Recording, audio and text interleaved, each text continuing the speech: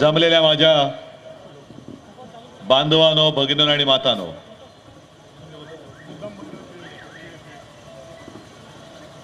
जिथे पाहावं तिकडे गर्दीच गर्दी आहे. इथून तिथे कुठे कुठे बघायचं.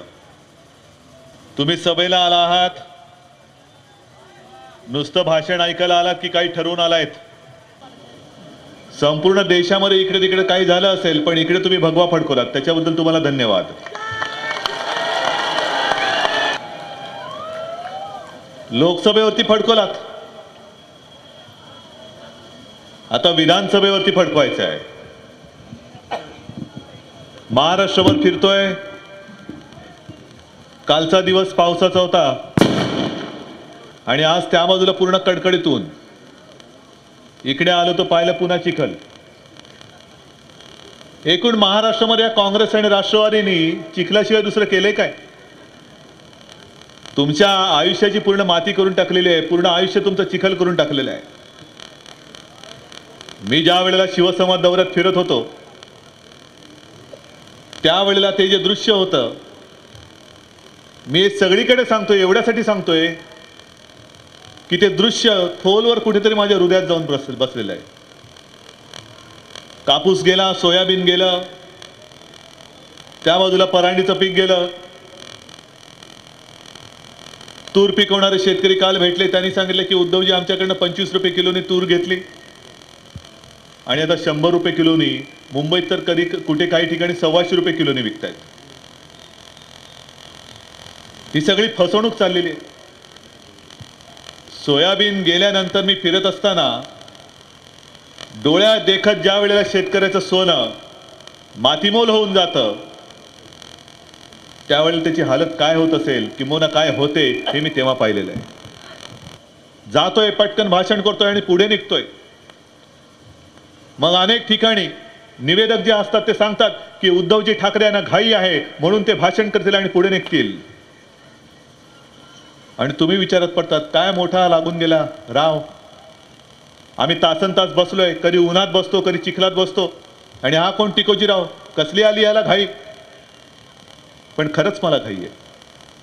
मला हे सरकार बदलून टाकण्याची घाई आहे.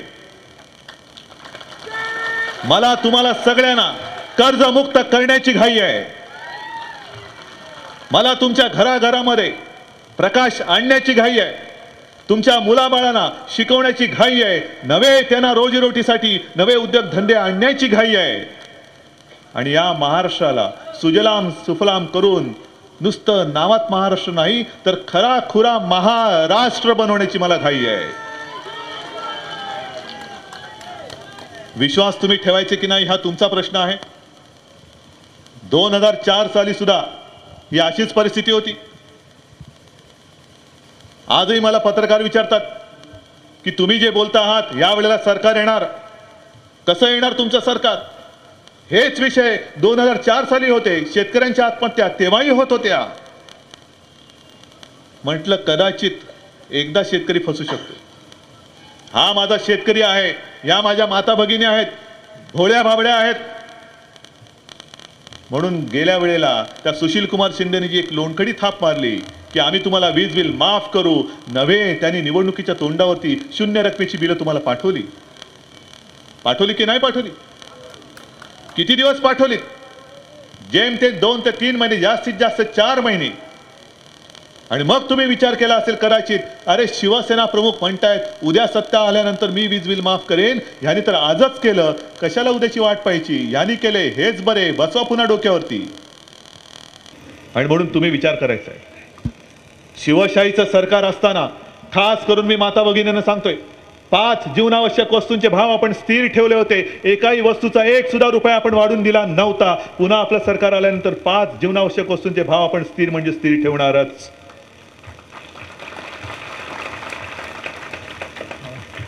आजची ही सगळी भयान परिस्थिती आहे, भीषण परिस्थिती आहे. घरामध्ये मुलाचा जन्म झाला तर वंशाचा दिवा आला, दिवा पेटला म्हणून आनंद होतो. पण मुलगी झाली तर काय करायचं ही चिंता असते की नाही? या मुलीला शिकवायचं कसं? हिचं लग्न कसं करून द्यायचं? सोयरीक कशी जुळवायची? कोण करणार हिच्याशी लग्न? कसा करायचा लग्नाचा खर्च? ही काळजी तुमच्या मनात आहे की नाही? माझ्या समोर तुम्ही बसलेले आहात कितीतरी जण. मुलीचे वडील आहात, आई आहे इकडे माझ्यासमोर, आणि म्हणून आपण आणखीन एक योजना आणतोय, लाडकी लेक. होय माझी लाडकी लेक. घरामध्ये मुलीचा जन्म झाल्यानंतर तुम्ही काळजी करण्याचं कारण नाही. आपलं शिवशाहीचं सरकार त्या मुलीच्या नावाने बँकेमध्ये ठेव ठेवेल आणि ती मुलगी जेव्हा 18 वर्षाची होईल तेव्हा तिच्या नावाने 1 लाख रुपये तिच्या हातामध्ये दिले जातील. अरे जे मराठवाड्यामध्ये आणि काही ठिकाणी झालं, खत मागायला जे शेतकरी गेले त्यांना काहीच मिळालं नसतं तरी चाललं असतं, पण पोलिसांना अंगावर सोडून त्यांची डोकी फोडून त्यांचं रक्त सांडलेलं आहे. खत मागितलं तर डोकी फुटली जातात. काय सरकार हे? चाटायचे सरकार. काँग्रेस का हात म्हणे आम जनता के साथ. हा असा अन्याय करणारा अत्याचारी, मग तो राष्ट्रवादीचा हात असेल किंवा काँग्रेसचा हात असेल, येत्या निवडणुकीत तो मी मुळासकट उखडून फेकल्याशिवाय राहणार नाही, ही शपथ घेऊन मी बाहेर पडलेलो आहे.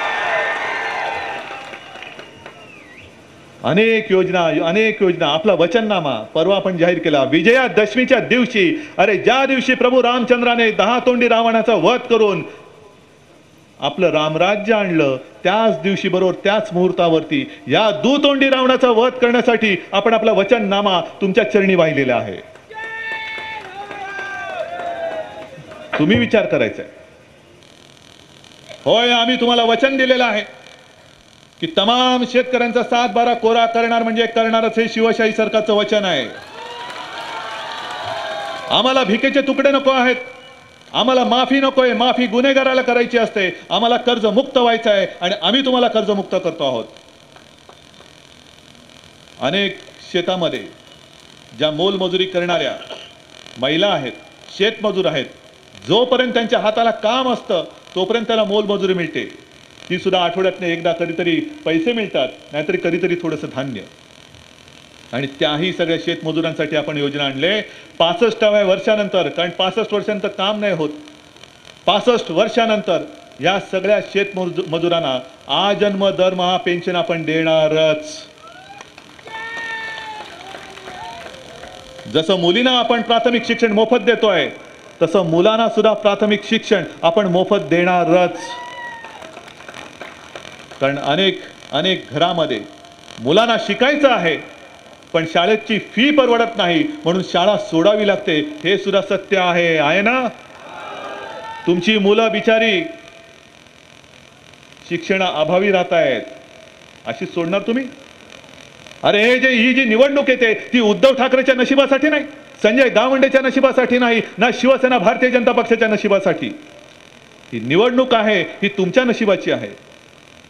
आणि अपक्ष, बंडखोर, काँग्रेस असेल, राष्ट्रवादी असेल, यांना मत देऊन तुमच्या नशिबामध्ये बदल होणार नाही. यावेळेला तुम्हाला भगव्यालाच मतदान करावं लागेल. तुमचं नशीब बदलायचं असेल तर फक्त शिवसेना भाजपालाच तुम्हाला विजयी करावं लागेल. आणि मग हे सगळे काँग्रेसवाले येतील, नेहमीचेच डाव, पैसे वाटतील. किती पैसे वाटतील? प्रत्येकाला 500 रुपये, 1000 रुपये. काय होणार तुमचं 500 रुपयात आणि 1000 रुपयामध्ये? कुठून आणले त्यांनी हे पैसे? ज्या अनेक योजना तुमच्यासाठी म्हणून मंजूर केल्या गेल्या त्या योजनांचा पत्ता नाही, त्या योजनांचे पैसे हे आणि खाऊन हे आता तुमच्या तोंडावर फेकतील आणि पुन्हा एकदा गब्बर होतील. हा पापाचा पैसा आहे.